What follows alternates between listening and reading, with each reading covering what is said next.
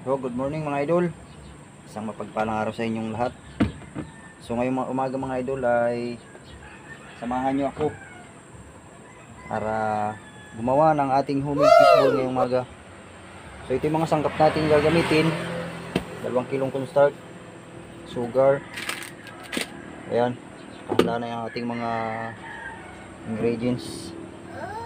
So, mga idol, samahan nyo ako. At isi-share ko sa inyo itong ating konting nalalaman para makagawa din kayo ng inyong homemade fishball mga idol. Yan mga idol, yung gagawin natin homemade fishball mga idol ay sardinas. Ito yung ating pinakang isda. Dudurugin natin dito yung sardinas mga idol. Yan. Para makatipid tayo, hindi na tayo bibili ng isda. Sardinas. Mas malasa mga idol. Ayan. Ating sardinas. Ayan, kailangan durog na durog mga idol. Ayan. So ito yung mga ano natin, bawang, tapos ito yung dahon ng sibuyas mga idol, bawang, dahon ng sibuyas. Yan, ito yung pangpalasa natin mga idol. Yan, yung ating ricado, dahon ng sibuyas. Yan kasi yung nagpapasarap dun sa ating homemade fishball mga idol. So ilagay natin ito mga idol, harina sa ating gagawing homemade fishball. So pan 2 kilo ito mga idol.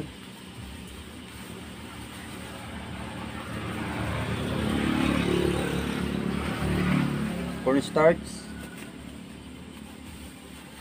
kalahating kilo ito, hatiin lang natin.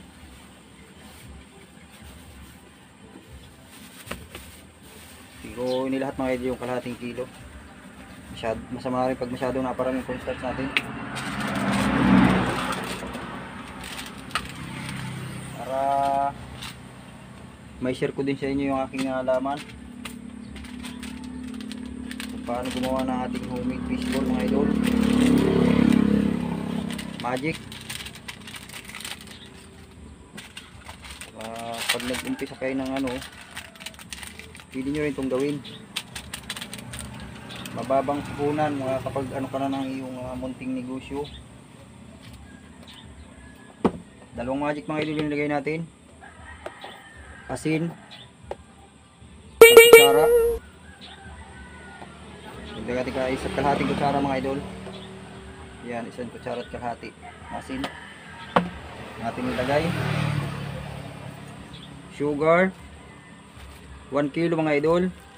Papapinit ko pa. Ngayon na. So 2 kilo yan mga idol yung ating gagawing homemade fishball. 1 kilo asukal lang gamitin natin. Yan.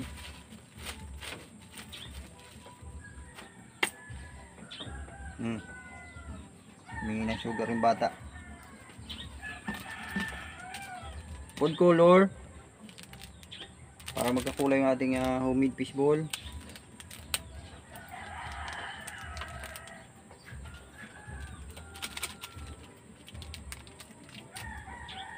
Dalawa mga idol. Yan. So ito po yung yeast natin mga idol. Pupunti na.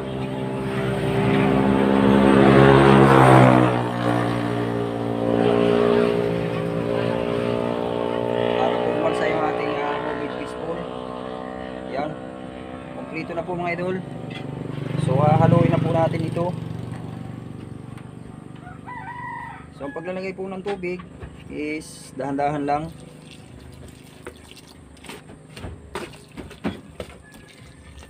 Masama po mga palambot at mahihirapan po kayo magluto.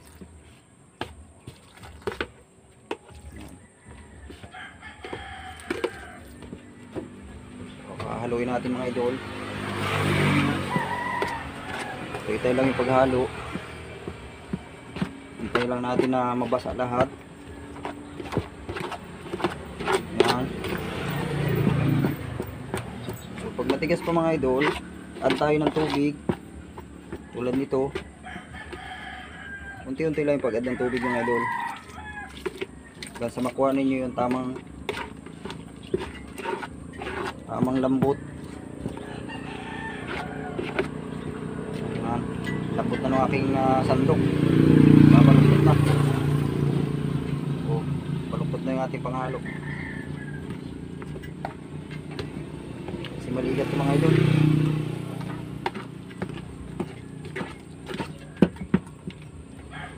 Surrender na yung ating sandok mga idol.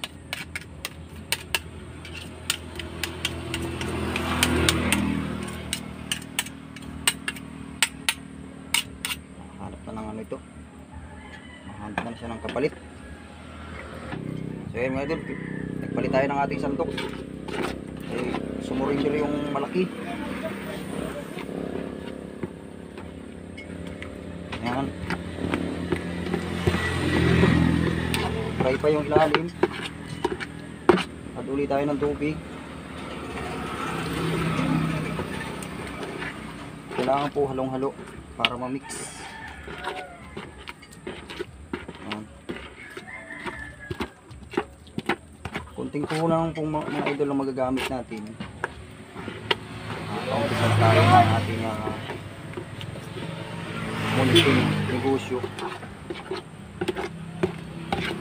2 kilong harina, 1 kilong asukal, 2 magic, dahon ng sibuyas, bawang, food color, saka yes, yung pangpalsa mga idol. Asin. So yun lang yung mga ginagamit ko po mga idol dito sa aking ginagawang homemade fishball. Importante po dito yung dahon ng sibuyas kasi yun yung nagpapasarap dito. Pag may nagtatanong kung ano daw yung secreto ng aking fishball, okay, sabi ko po ay secret ingredients ang ating ginagamit. Hindi nila alam yan. Alam lang nila isda. Isda rin mga po yung sardinas mga ito. Hindi natin sinasabi na sardinas yung ating ginagawang homemade fishball mga ito. Ayan. Maligat pa mga idol. So add po tayo ng konting water. English na po din mga idol ha. Hirapan ako maghalo. Hindi mahirap-hirap lang itong gawin mga idol. Kasi nga yung paghalo ang maano dito. Pero dapat nating pagtyagaan. Pwede nyo itong gawin mga idol. Lalo kung medyo matao nyo sa may lugar nyo. Sa labas ng bahay nyo. Pwede nyo itong gawin. Hindi nyo kailangan mamuhunan ng malaki. Para lang makapag-umpisa ng inyong hanap buhay. Wala na kayong amo. Sarili nyo po yung inyong negosyo. Kahit maliit na negosyo, at least sarili nyo mga idol.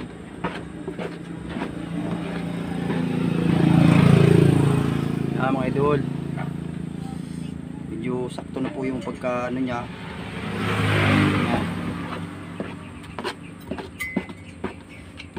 Pagka-mix. So hintayin na natin mga idol na umalsa.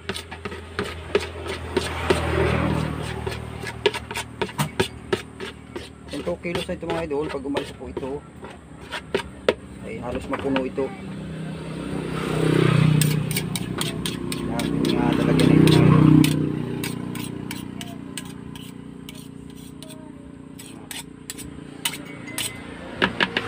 So ay mga idol, nandito na muna po itong video na to. At sana ay nakatulong po sa inyo itong video to. At na-share ko sa inyo itong aking kaunting kaalaman sa paggagawa ng ating homemade fishball. kaunting puhunan ay mayroon na kayong pang munting negosyo. Yan. So kung nagustuhan niyo mga idol ang ating video na to, ay paki-like na lang po and share at paki-subscribe na rin po ng aking munting channel mga idol. Maraming po uling salamat.